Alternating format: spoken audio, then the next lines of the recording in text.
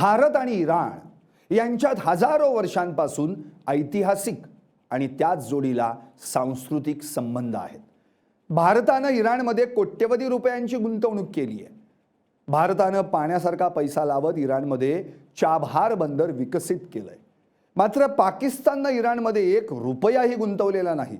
तरीही जेव्हा आज जगभरात इंधन तुटवडा जाणवत आहे, त्यावेळी इराण रेल्वेनं पाकिस्तान आणि चीनला इंधन पुरवत आहे।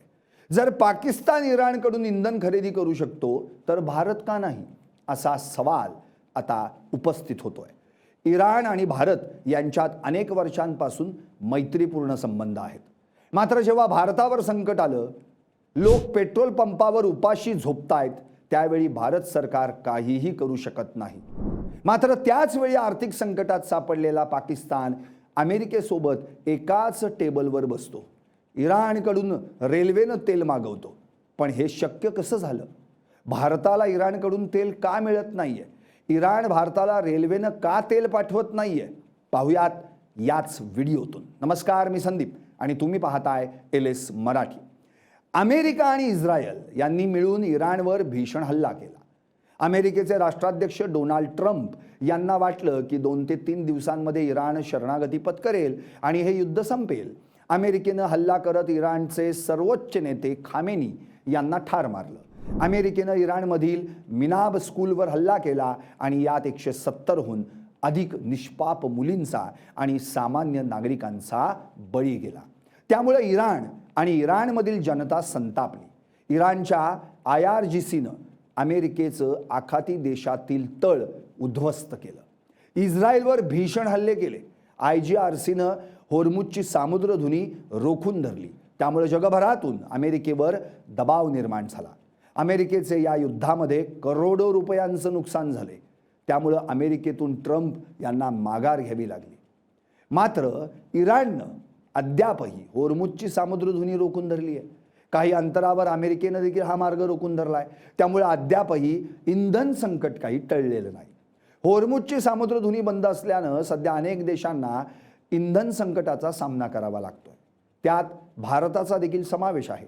आज देखील इराण भारताला इंधन पाठवू शकतो। रशिया देखील भारताला हवं तेवढं इंधन पाठवू शकतो। मात्र ट्रम्प यांच्या दबावामुळे भारतानं इराण आणि रशिया यांसारख्या जुन्या मित्रांकडून इंधन खरेदी बंद केलंय। ट्रम्प यांच्या दबावामुळे भारतानं करोडो रुपयांची गुंतवणूक करून देखील माघार घेतली आहे। भारतानं इराणच्या आग्नेय किनाऱ्यावर ओमानच्या आखातात स्थित असलेलं चाबहार बंदर विकसित करण्यासाठी घेतलंय। पाकिस्तानला वळसा घालून अफगाणिस्तान, रशिया आणि मध्य आशियाई देशांशी थेट व्यापारी संपर्क साधण्यासाठी भारतासाठी हे बंदर अत्यंत धोरणात्मक मानलं जातं। मे 2024 मध्ये भारतानं इराणसोबत 10 वर्षांचा दीर्घकालीन करार स्वाक्षरी केला होता।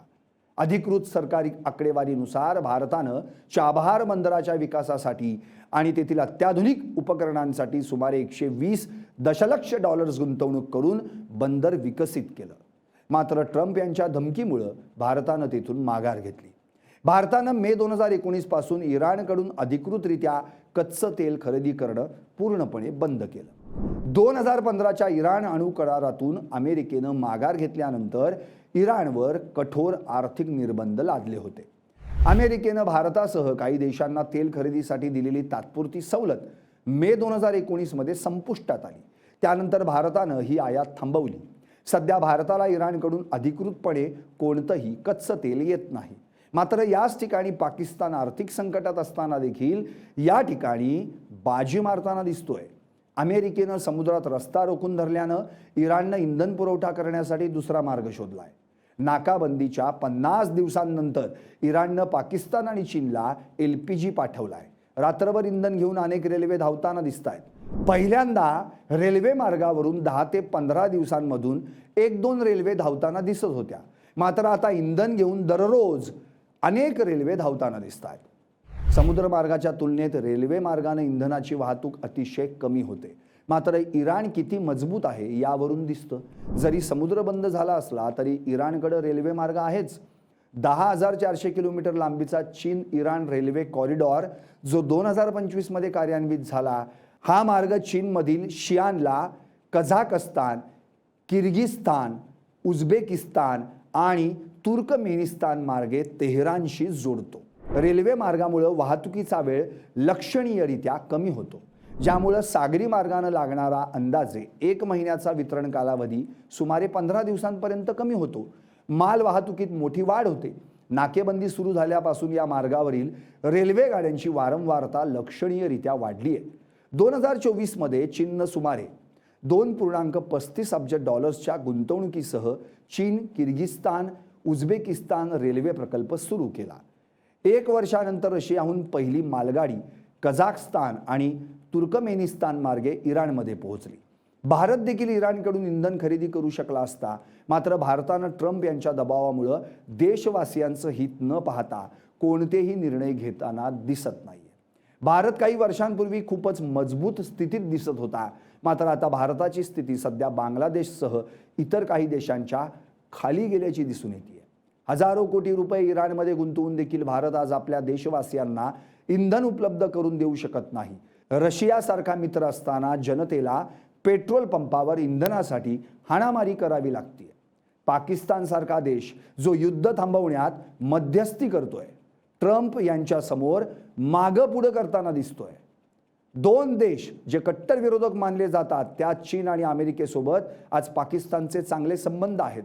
आणि आर्थिक संकटात सापडलेला पाकिस्तान आज इराणकडून बिनधास्तपणे इंधन खरेदी करताना दिसतोय. त्यामुळं तुम्हाला काय वाटतं? भारताचं परराष्ट्र धोरण सध्या फेल ठरतंय? ट्रम्प यांच्यासोबत मोदी सरकार झुकतंय? ट्रम्प यांच्याकडं असं काय आहे जे मोदी सरकारला दबावात आणतंय? पाकिस्तान जर तेल खरेदी करू शकत असेल तर भारत का खरेदी करू शकत नाही? कमेंट करून नक्की सांगा. Bureau report, LS Marathi.